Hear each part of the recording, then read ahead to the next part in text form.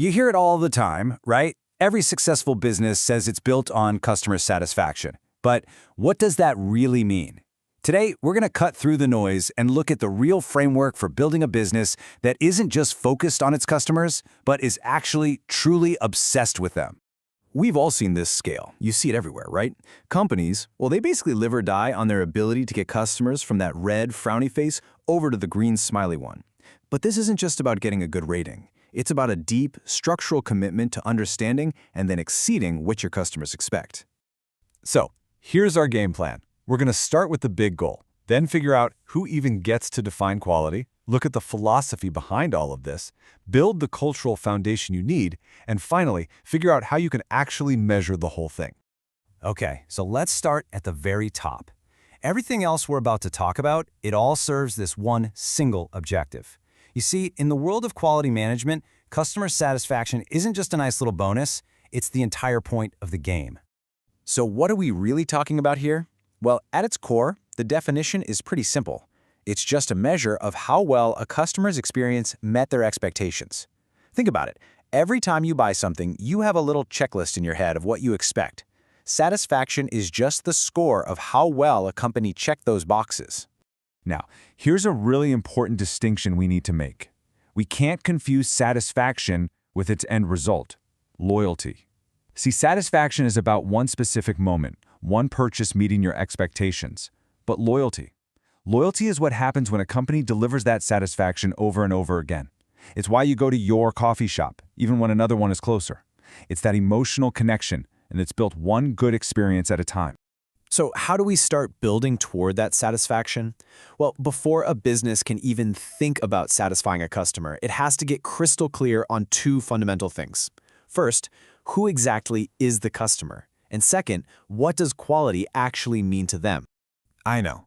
This seems like a super obvious question, right? Is it just the person who pays for the thing? But the answer, well, it's a lot bigger and a lot more interesting than you probably think. The philosophy of total quality management, or TQM, it just blows this definition wide open. From this point of view, a customer is anyone who is impacted by what you do. So yeah, that includes the external customer, the person buying your product, but it also includes the internal customer. Think of an assembly line. The person at station 2 is the customer of the person at station 1. If station 1 does a bad job, the final product is going to suffer. Everyone serves someone. And that leads us to maybe the single most important rule in this entire conversation. A company does not get to decide what quality is. It's not about how expensive the parts are or how complex the design is. Quality is and only is how well the thing you made meets the customer's needs, whether that customer is inside or outside the building. That's it. So, this way of thinking brings us to the actual game plan that puts these ideas into practice: total quality management. This is the engine that really drives a customer-obsessed organization. And I want you to pay close attention to the language here. TQM isn't just a set of rules. It's a philosophy. And it's not about just focusing on the customer. It's about an obsession. It's this all-in strategy that requires every single person in the company to be on board. This obsession is channeled into three main areas. First, constantly improving the actual products and services. Second, making the internal processes that create them better and more efficient. And third, and this is the big one, transforming the company culture so that quality is baked into its very DNA. And that right there brings us to the foundation of our whole pyramid. You can have the best TQM framework in the world, but it's totally useless without a culture that can actually support it. This is where we stop talking theory and start talking about radically rethinking how a company is even built. Okay, for hundreds of years, we've pictured businesses as a pyramid, right? With the CEO sitting at the very top. But if the customer is the one who defines quality and satisfaction is the ultimate goal, does that structure really make any sense?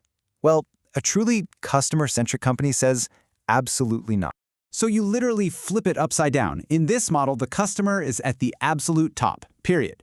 Right underneath them, the frontline employees, the people who actually talk to customers every day. And the rest of the company, all the way down to the CEO at the bottom, exists for one single reason: to support that frontline so they can better serve the customer.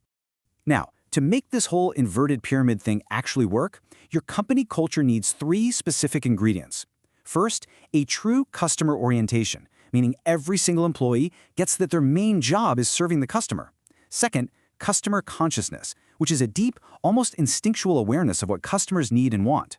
And third, customer responsiveness. You have to act on that feedback to make their experience better. Okay, so we've got the goal, we've got the philosophy, and we've got the culture. But how do you actually know if it's working? How do you take something as fuzzy as a feeling of satisfaction and turn it into a real number you can actually track? Well, it boils down to the super simple but really powerful little equation. You take the actual performance of your product and you divide it by what the customer's expectations were. If you met their expectations perfectly, your score is 1. But if you can exceed them, your score is greater than 1. You've created a genuinely positive experience. And the goal is to always, always live above 1. And here's a great way to visualize it. This is the tabule model. The customer's needs, that's the circle. Your company's offer, that's the square. Satisfaction is that little area where they overlap. Your entire job is to make that overlap as close to perfect as possible, making sure every feature you offer is something they need, and every need they have is something you offer. But wait, here's another way to look at it that kind of raises the stakes. If the results you deliver simply equal the customer's expectations, the value you've created is 0, a big fat 0. You just did what you're supposed to do, nothing more. And that leads to a pretty mind-blowing conclusion. Satisfaction isn't the goal. It's the starting line. It is the absolute bare minimum. The real goal of a customer-obsessed company is to consistently generate positive value, to surprise and delight the customer. That's how you turn simple satisfaction into passionate loyalty. So let's bring it all home. We've built our pyramid from the ground up, starting with a rock-solid, customer-centric culture, all the way to a goal that is so much bigger than just keeping people happy. So I'll leave you with this one question. Think about a brand you are absolutely, fiercely loyal to. Are they just meeting your expectations, or are they constantly finding little ways to exceed them? That difference, right there, the one between satisfaction and true obsession, that's what separates a good company from a legendary one. Thanks for tuning in.